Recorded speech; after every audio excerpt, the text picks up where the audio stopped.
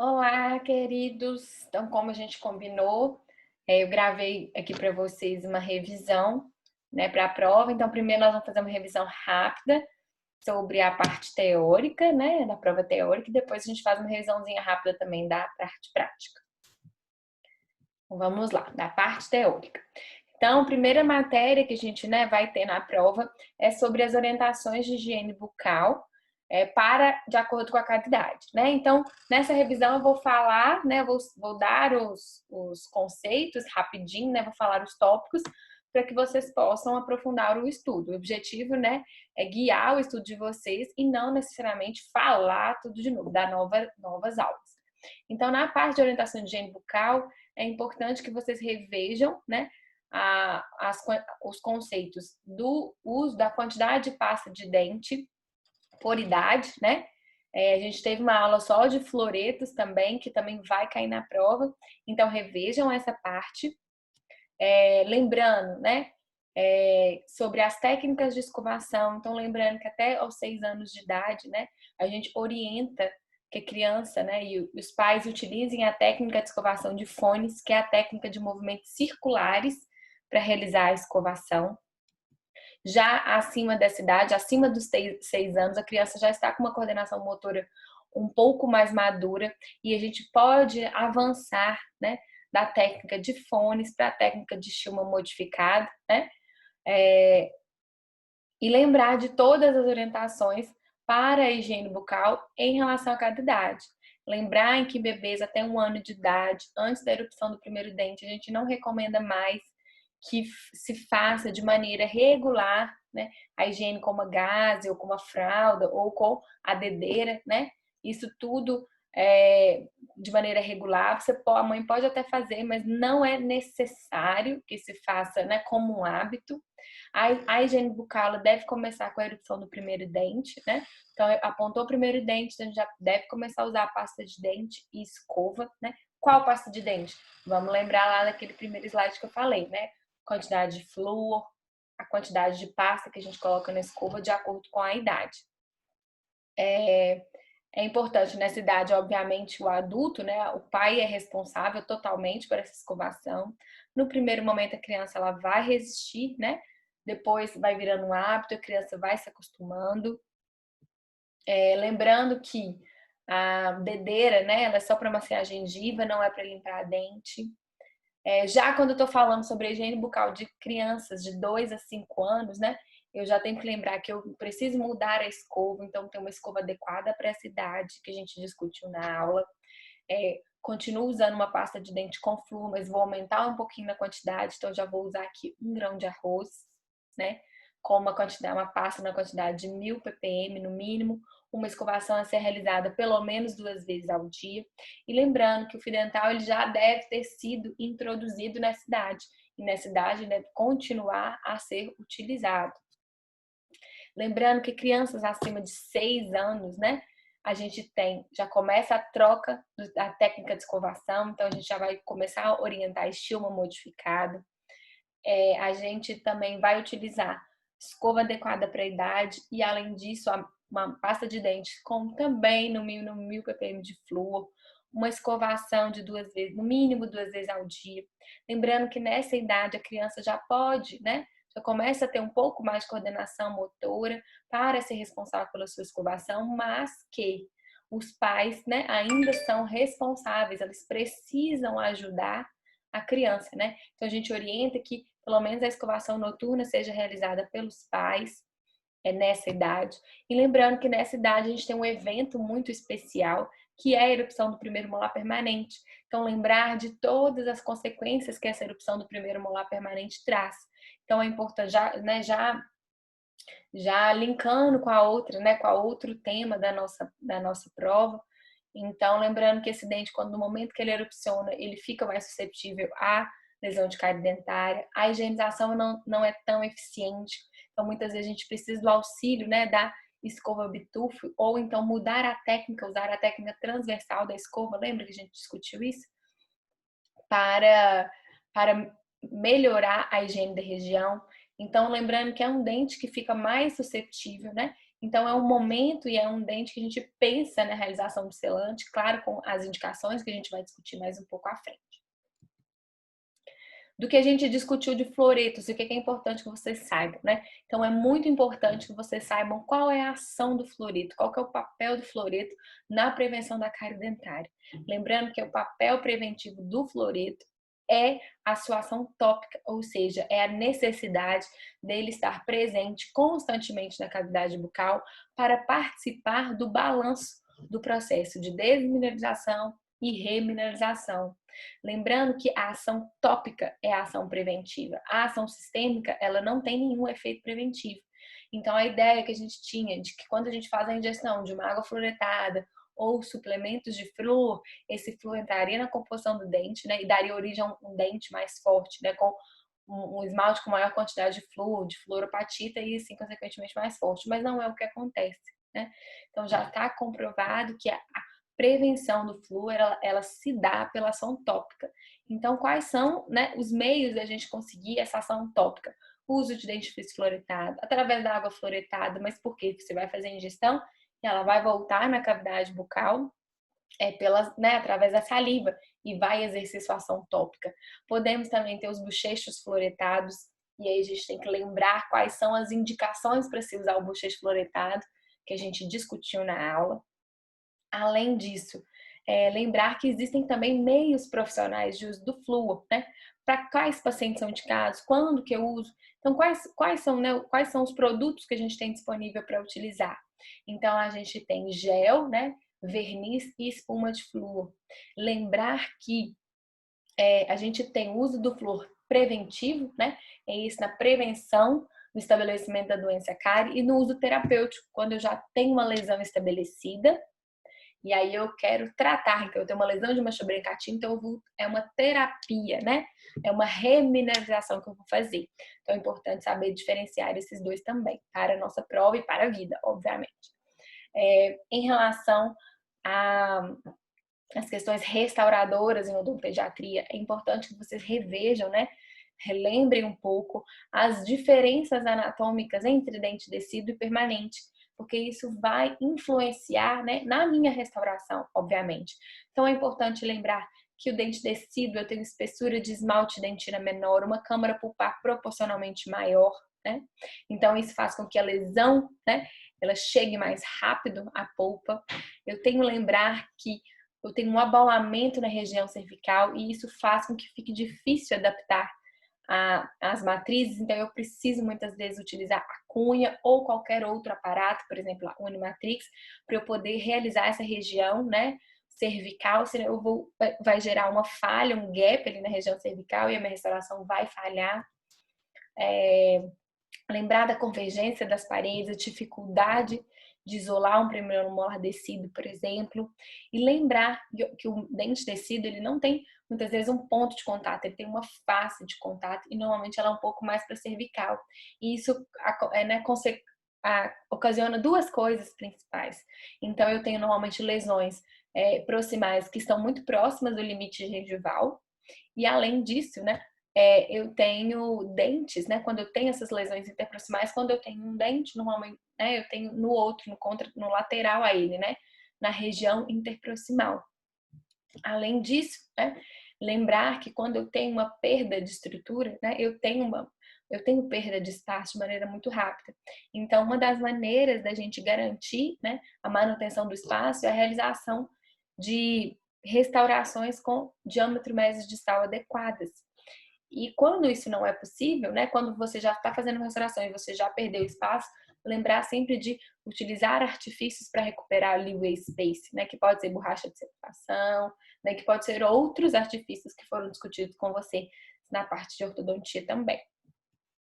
Lembrar, né, que os molares descidos eles têm sulcos menos profundos e isso pode, né, confere uma certa proteção ao desenvolvimento de cárie oclusal. E lembrar, gente, muito importante da classificação, né, das lesões cariosas. Então, eu não é importante que vocês saibam, tanto na prova, lógico, mas principalmente na clínica, e classificar o seu paciente quanto não só a presença de cavidade ou não, mas sim quanto a atividade ou não dessa lesão. Então, eu não tenho só dentes que estão com cárie ou não tem cárie, né? Então, eu tenho dentes livres de cárie, eu tenho dentes que estão com atividade de cárie, mas eu não tenho a necessidade de um tratamento invasivo. Eu tenho dentes que têm atividade de cárie, mas e eu também tenho a necessidade de um tratamento invasivo. Eu tenho dentes que eu não tenho atividade de cárie, mas eu tenho a necessidade de um tratamento invasivo, seja por questões funcionais ou estéticas, e eu tenho dentes que não têm atividade de cárie e eu também não preciso de tratamento invasivo, como, por exemplo, lesões suco escurecido, né? Selamento biológico. Então, é importante que vocês revejam um pouco essa questão da classificação das lesões que a gente discutiu em aula. E muito importante também vocês relerem, né, aquele capítulo que eu passei para vocês de selante, dar uma revisada na aula, né? Que a gente sabe que o papel do selante como preventivo, né, para a ocorrência de lesões cariosas, ele já está bem estabelecido na literatura. Né? Ele vai promover ali uma barreira, né, para impedir o acúmulo de biofilme, vai proteger contra adesão bacteriana e vai proteger contra a exposição bacteriana ao substrato. E que a gente discutiu bastante isso, né? Que antigamente a gente fazia esse selante em todo mundo e hoje não é assim mais, né? A gente vai fazer selante apenas, né, nos dentes considerados de risco para a cárie dentária e não para todos os dentes que têm sulcos e fissuras. Né? Lembrar também quais são as opções de materiais que a gente tem para realização de selante. Então, a gente tem a opção de fazer selante resinoso, selante ionomérico, quando que a gente vai utilizar cada um, né? Qual o objetivo quando a gente utiliza cada um, quais as vantagens de um em relação ao outro. A gente discutiu muito isso na aula, né? Isso está no capítulo para vocês. Então, lembrando que sim, o selante resinoso, ele tem uma durabilidade maior, né? Mas ele exige que seja realizado em isolamento absoluto. E ele tem a desvantagem de não liberar flúor. Quando eu faço selante ionomérico, por ser ionomérico, né? Ele libera flúor, né? Ele também tem uma boa durabilidade. Eu não necessariamente, eu preciso ter controle de umidade, mas não necessariamente eu preciso fazer com isolamento absoluto. Posso utilizar através da técnica do RT, que a gente vai falar um pouquinho mais para frente, mas é importante que vocês saibam diferenciar isso, tá? Entre os materiais. Eu discuti muito isso em sala, mas esses são os pontos importantes para vocês reverem. E a última parte, né, da revisão, é importante que vocês revejam sobre o tratamento restaurador traumático, né? Que é uma opção de tratamento restaurador, né? Que a gente discutiu muito, né? Que foi proposto lá na década de 80, né? Pelo professor Frenkel. É importante que você saiba quais são as indicações, então quais cavidades eu posso fazer o RT. Então lembrar que tem que ser dentes que já têm cavidade, né? Dentes com lesões cariosas pode ser médias, né, e profundas, porém não pode ter sinal de envolvimento pulpar, senão o tratamento traumático ele está contraindicado. É muito bom para ser usado em bebês, crianças, pacientes especiais, pacientes acamados, né, pela facilidade técnica. Lembrar de qual material que a gente usa, então tem que ser o cimento ionômero de vidro resinoso de alta viscosidade. Lembrar que existe uma diferença de nomenclatura, né, do tratamento restaurador automático convencional e do modificado. Né? O que é essa modificação? Né? Utilizar dentro juntamente com a facilidade do consultório, né? Então, da luz, o motor, e lembrar também que quem inventou essa técnica, o professor Frenkel, ele não concorda com essa modificação. E lembrar que essa modificação nada mais é do que a remoção seletiva do tecido cariado, que a gente discutiu também na aula de tratamento restaurador. E aí, antes de a gente entrar para a prova prática, leiam os capítulos que eu mandei, né? São todos os capítulos do Manual da Associação Brasileira de Odontopediatria, são capítulos pequenos, fáceis de entender e vão seguindo também por essa revisão, que eu já direcionei tudo que vocês precisam saber. E também pelos slides que foram passados para vocês, caso vocês tenham uma dúvida no direcionamento. Para a prova prática, como foi conversado com vocês, a nossa intenção é só rever esses conceitos lá daquela primeira etapa, né? Quando a gente ainda estava em momento presencial. Então, ela é uma simulação de um paciente na clínica, é o que vocês terão que fazer na clínica quando a gente voltar. Né? Então, o que a gente vai pedir para vocês? Que vocês façam um diagnóstico desse paciente, né? Então, na parte da odontopediatria, vocês vão precisar saber fazer os índices desse paciente, então PHP e SG são os índices que a gente vai utilizar na clínica, calcular o diário dietético e orientar, né? O que precisa alterar, a gente já discutiu sobre isso. E também fazer o cálculo de retorno, né? Baseado ali com as informações do paciente. Então, basicamente é isso. Então, só para a gente rever, a gente lembrar que o nosso planejamento ele tem 4 fases principais, né? Então, a gente tem a fase de avaliação e urgência. Então, é nessa fase 1 que todos esses exames, eles deverão ser realizados, né? Então, exames complementares, radiográficos, ISG, PHP, diário, avaliação do diário, para a gente poder ir para a fase 2, que é a adequação do meio e a adequação do paciente, tanto comportamental quanto dos hábitos. A fase 3, tratamento restaurador propriamente dito, e a fase 4, o cálculo da manutenção preventiva. De acordo com o diagnóstico que foi feito, você já consegue calcular quando que esse paciente vai retornar de acordo com o risco dele. Então, só para a gente relembrar, os exames complementares que a gente vai utilizar, o ESG e o PHP. Para fazer o ESG é muito simples, né, pessoal? A gente vai circular todos os dentes presentes, né? Vamos marcar quais são as papilas que sangraram, né? Então, ó, marquei aqui quais as papilas que sangraram. E aí, depois eu vou fazer uma simples regra de 3, né? Isso que é o ISG. Então, eu vou calcular o número de papilas presentes, né? Dividido o número de papilas sangrantes dividido pelo número de papilas presentes, né? Então, eu tenho aqui 18 papilas, né?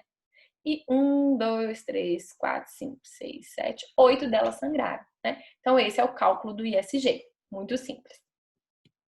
O cálculo do PHP. Lembrar que o cálculo do PHP a gente utiliza, né? 6 dentes principais para os exames. Então, a gente vai utilizar os segundos molares descidos ou os primeiros molares permanentes, caso esses estejam em boca. E vamos utilizar o central superior direito e o central inferior direito, tanto se tiver o permanente, em boca vai utilizar o permanente, se tiver o descido, vai utilizar o descido. Então, tem que lembrar que para esse exame, a gente vai corar, né, com fucsina, esses dentes, mas quais superfícies? Nos molares superiores, você vai corar a superfície vestibular, e nos molares inferiores, você vai corar a superfície lingual, porque são as regiões de maior acúmulo de biofilme. E nos anteriores, você vai corar a superfície vestibular. Então, corou essas superfícies, vocês vão colorir no desenho, né?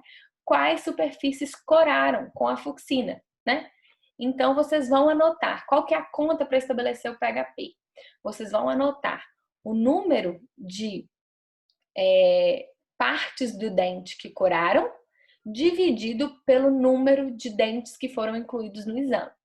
Vai ser sempre 6? Não, porque às vezes o paciente está, né, ele está na fase do período intertransitório, está na fase do primeiro período transitório, e às vezes ele está sem um incisivo central, por exemplo, superior, nem o permanente, nem o descido, então vocês vão ter que ajustar isso. Então, nesse caso aqui, por exemplo, né? Então, o paciente, ele tinha todos os dentes. Então, vamos supor, eu corei aqui, aqui, aqui, aqui, aqui. Então, vamos supor, eu tive 5 partes sangrantes, coradas, desculpa, dividido por 6 dentes. Se eu não tivesse, por exemplo, o incisivo inferior incluído no exame, então eu dividiria 5 por 5. E aí vai dar um número normalmente entre 0 e 1, e a gente vai considerar 0 ótimo, né? O índice desse paciente está ótimo, tem 0 biofilme acumulado. 1 muito bom, 2 bom, a partir do 3 a gente já começa a regular, né? 3 regular, 4 ruim e 5 péssimo. Então é muito simples, é o número de superfícies coradas, é o número de partes coradas dividido pelo número de dentes. E o diário dietético, a gente discutiu exaustivamente, né, a importância da avaliação do diário, a importância do papel da sacarose na formação da lesão cariosa. E importante que a gente saiba que na avaliação do diário dietético a gente avalia não só a quantidade da ingestão de açúcar, mas também a qualidade do açúcar que foi ingerido.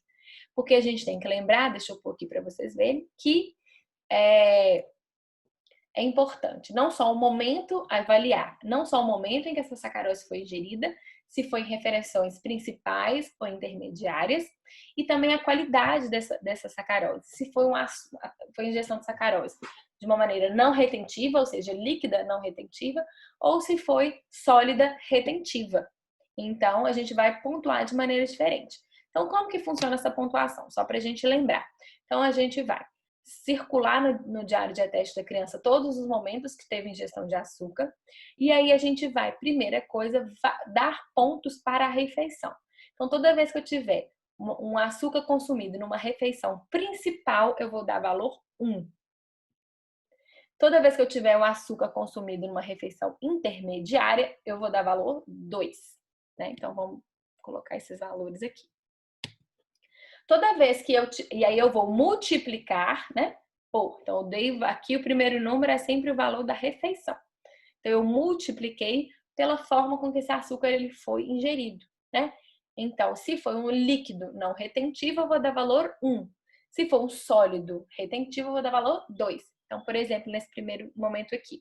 Então, esse paciente, né? Ele fez a injeção de leite com açúcar e Toddy, então seria líquido não retentivo. Porém, ele fez também a injeção de 4 biscoitos de leite com manteiga, que é açúcar, né? Biscoito doce. Então, sempre que eu tenho numa refeição duas formas de injeção de açúcar, duas qualidades de alimento, eu sempre vou considerar pior.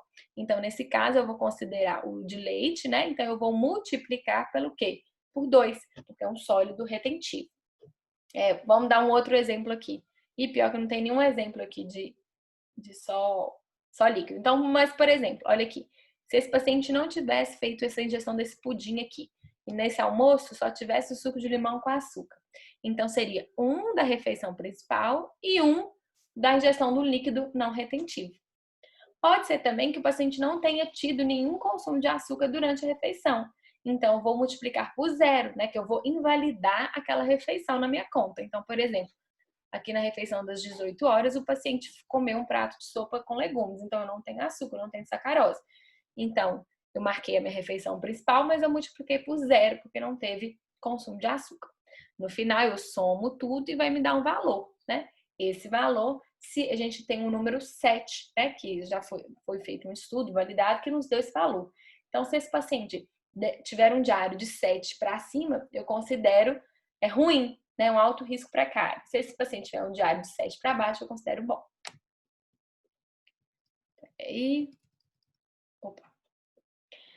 E aí, a última parte, né, que é importante a gente falar, é o cálculo da manutenção preventiva. Por quê? Os pacientes odontopediátricos, ele não tem alta, né? Eles sempre vão estar em controle. E esse intervalo do controle vai depender do paciente. Então, ele é individualizado. E a gente precisa saber alguns parâmetros, né, para a gente poder calcular esse cálculo. Então, quais são os parâmetros que a gente usa? A gente usa, primeiro, a eficiência da limpeza através dos índices juntos, né? É um quesito só. ISG e PHP. O consumo de sacarose através do valor do diário dietético.